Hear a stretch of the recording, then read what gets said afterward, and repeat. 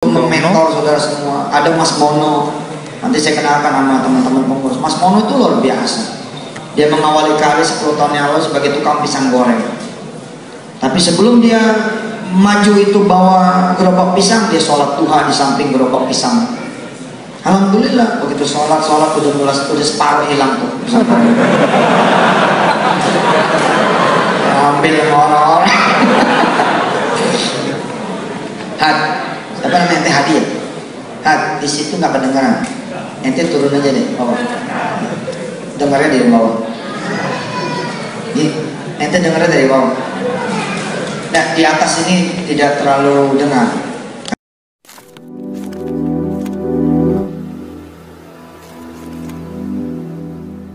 Assalamualaikum warahmatullahi wabarakatuh. Welcome back to my channel Detektif D. Ya teman-teman, kita ngebahas tentang Mas Mono ya, tapi sebenarnya ini dibahas sama Yusuf Mansur gitu ya. Dan ini terkait video lama, dan kita harus bisa memahami ini ada kaitannya dengan ya Yusuf Mansur dengan bisnisnya tentunya. Nah teman-teman, kalau kita melihat gaya Yusuf Mansur gitu berkomunikasi di setiap ceramahnya itu, dan seringkali dia itu membawa orang-orang yang mungkin dianggap penting buat dia dan menjadi bagian dari apa ya, sesuatu yang dia bisa banggakan. Nah video ini salah satunya teman-teman, dan ini adalah video lama. Kenapa saya katakan ini penting? Karena kita harus memahami bahwasanya ternyata memang sudah dari dulu itu ya hubungan mereka seperti itu gitu ya teman-teman. Nah ini video lama saat Yusuf masuk ke Jepang, teman-teman bisa cek sendiri berapa lamanya itu. Nanti ya kita lihat hubungan mereka itu nanti di ketika saya ngebahas setelah video ini teman-teman. Yuk check it out. Mentor saudara semua, ada Mas Mono. Nanti saya kenalkan sama teman-teman pengurus. Mas Mono itu luar biasa. Dia mengawali karir 10 tahun yang lalu sebagai tukang pisang goreng. Tapi sebelum dia maju itu bawa gerobak pisang, dia sholat duha di samping gerobak pisang. Alhamdulillah begitu sholat udah separuh hilang tuh. Ambil orang-orang. Apa namanya ente hadiah? Di situ nggak kedengaran. Ente turun aja deh bawah. Dengarnya dari bawah. Ente dengarnya dari bawah. Nah di atas ini tidak terlalu dengar. Kasihan bengong ya. Dia ngeliatin punggungannya doang. Sama smell something kalau.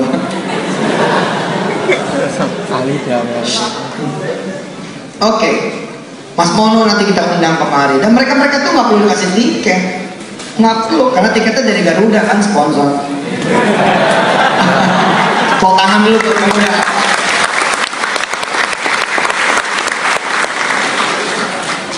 Kemudian Pak Tugiman ngomong ke saya di kereta perjalanan dari Kobe ke Seijo. Apa kata Pak Tugiman? Persoalannya Ustadz, kalau usahakan ada potensi rugi. Udahlah, itu model loser kalau mikirin rugi mah. Kapan majunya? Kedua, kalau bisnisnya bersama Allah, niatnya benar buat majuin yang lain juga. Nanti hasil usaha, ya ente nggak usaha aja, udah 120 anak loh. Ente bisa angkat sebagai anak-anak asuh ente pada. Apalagi ente usaha, pasti keren banget itu. Saya pernah berdoa sama Allah pengen punya anak yatim lebih dari 1000. Ternyata 300.000 sekarang yang dibiayai. 300.000 loh di 3.000 rumah tangga. Memang tidak dengan uang saya pribadi ya, tapi ada kemudian donasi dari yang lain. Tapi itu kenapa? Karena berpikir. Mas Mono cerita nanti yang main pada dia sholat duha. Habis sholat duha itulah dia kemudian bawa, dia punya kemudian gerobak. Sambil ngelayanin satu layanan satu sholawat, satu layanan satu tasbih.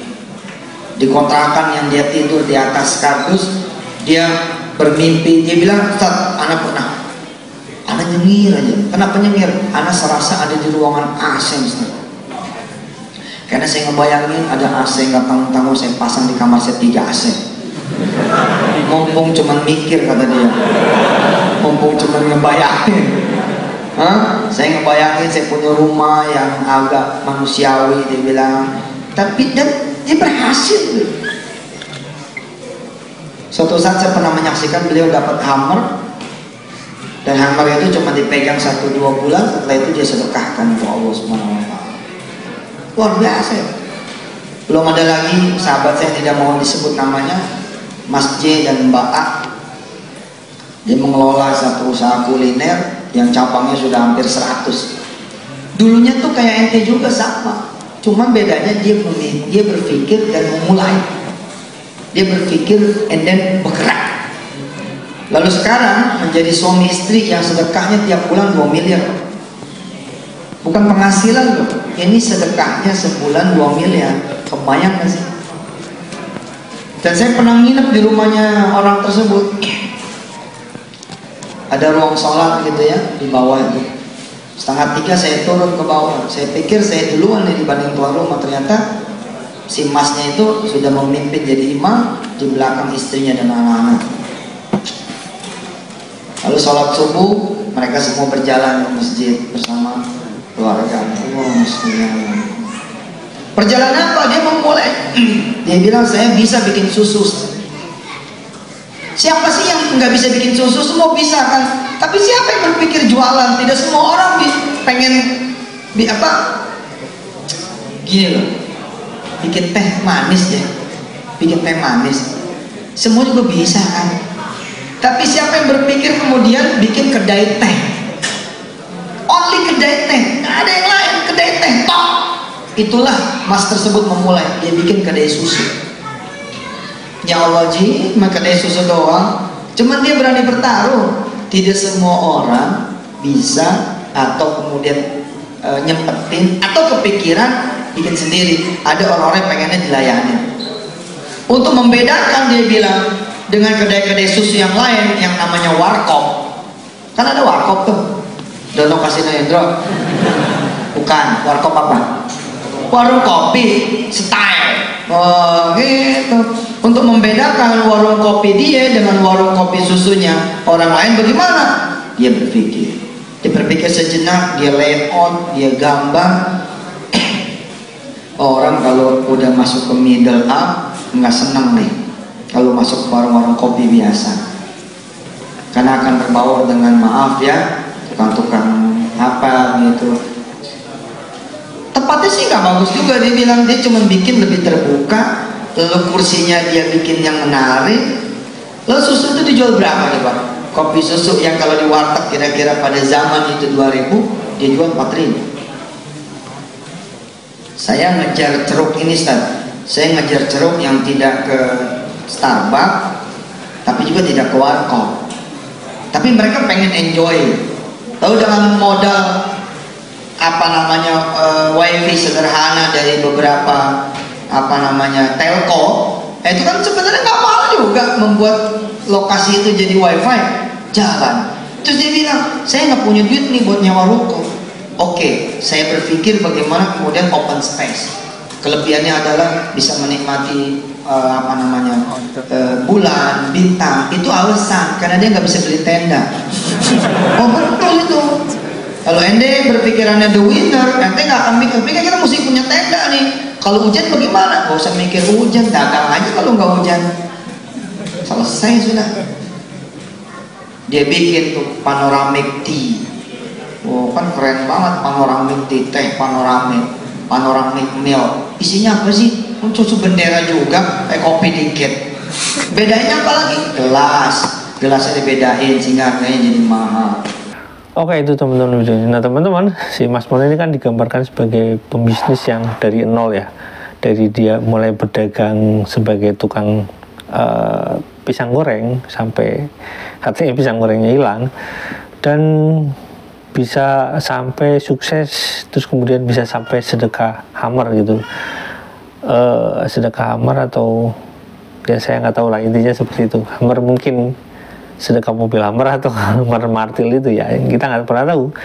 Nah teman-teman, kalau kita melihat hubungan mereka, ini ada sebuah informasi dari media ya, dari kalau nggak salah 2013, nanti teman-teman cek sendiri, bahwasanya mereka itu pernah bekerja sama bertiga. Itu saya nggak tahu itu emang dibuka bareng-bareng dengan modal bersama atau apa. Dia buka ayam penyet gitu ya teman-teman.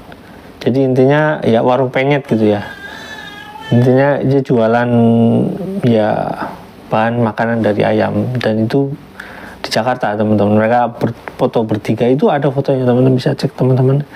Nah, buat saya menarik ya, kenapa role modelnya itu Jody, Mas Mono, terus kalau di video lain itu ada juga Budi Harta. Saya katakan seperti ini, ada videonya teman-teman. Kenapa role modelnya mereka gitu? Nah, kalau dalam video ini digambarkan Mas Mono kan dari orang yang benar-benar dari nol gitu, dan ahli sedekah. Terus kemudian ya ada tokoh lain yang disebutkan, walau disebutkan inisialnya saja S gitu ya. Mungkin orang ini ada di sana, saya nggak tahu ya teman-teman. Mungkin orang ini ada di sana karena nggak disorot kamera. Nah, J ya teman-teman. Maksudnya maaf tadi inisialnya J, dan menurut saya orang ini namanya Jody gitu ya teman-teman, dan istrinya gitu ya teman-teman. Nah, dia memang ada video, saya pernah ngebahas bahasanya Jody ini si tukang jualan susu. Dalam informasinya tukang jualan susu murni, tapi ya bukan susu teh atau kopi yang kayak gitu yang digambarkan Yusuf Mansur. Makanya ceritanya agak aneh, makanya nanti kita bahas khusus ini. Dan kemungkinan besar Jodinya ada di situ karena dia bilang tidak mau disebutkan. Nah, terkecuali kalau nggak ada orangnya kan bisa disebutkan. Kalau ini mungkin ada orangnya jadi nggak mau disebutkan. Nah, menurut saya ini agak berbeda cerita versinya. Makanya ini siapa yang benar ya nanti teman-teman cek di video berikutnya, nanti saya akan bahas. Nah, si Jody ini digambarkan sebagai orang yang ya sebagai orang yang benar-benar mungkin dari nol gitu ya, membangun, karena jadi tukang jualan susu teh atau panoramik itu karena nggak bisa bikin tempat. Dan ini ceritanya sangat berbeda dengan Jody itu, dan merupakan hal yang mungkin salah settingan atau bagaimana, tapi yang jelas kita tahu bersama bahwasanya Jody ini orang yang sudah membuka restoran sebelum dia buka restoran, artinya dari orang tuanya, dari pewaris. Dan Jody ini perlu pewaris juga bisnis diskotik ya teman-teman. Jadi agak aneh kalau ceritanya bisa berbeda gitu, atau mungkin Jody yang nipu Yusuf Mansur dengan cerita yang berbeda, atau memang mereka salah menyatukan persepsi ceritanya gitu ya teman-teman. Nah, itu gambaran antara cerita Jody dan Mas Mono yang diceritakan oleh Yusuf Mansur.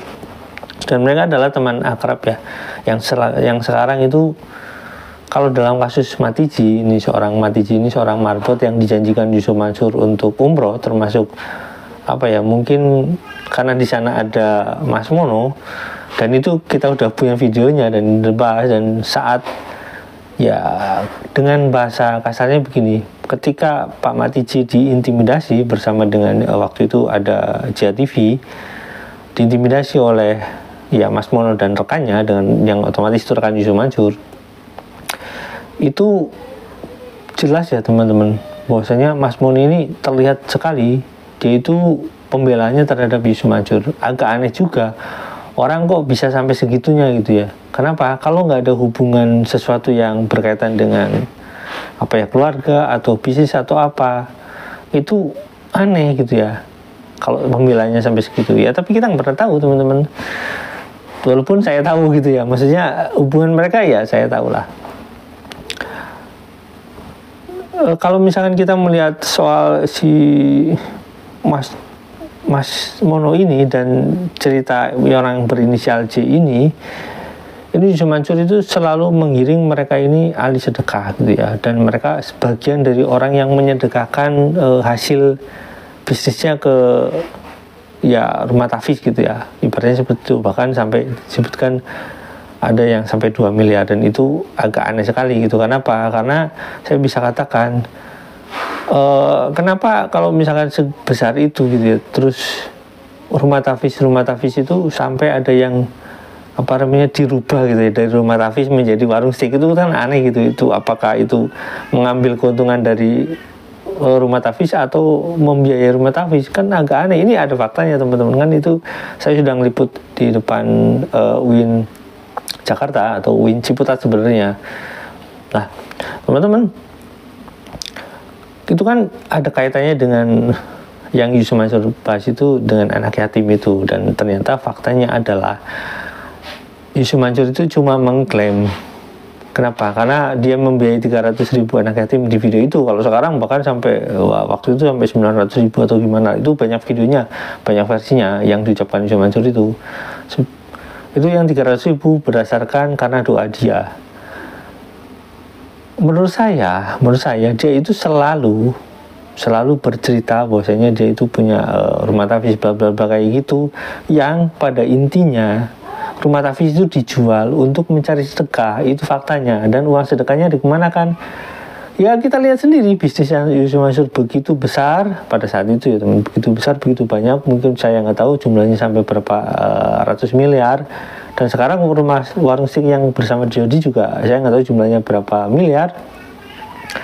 Tapi rumah tahfiznya banyak yang keluar dari rumah tahfiz daruluran gitu, yang merasa terzolimi gitu ya, atau misalkan yang merasa udah nggak cocok dengan Darul Quran.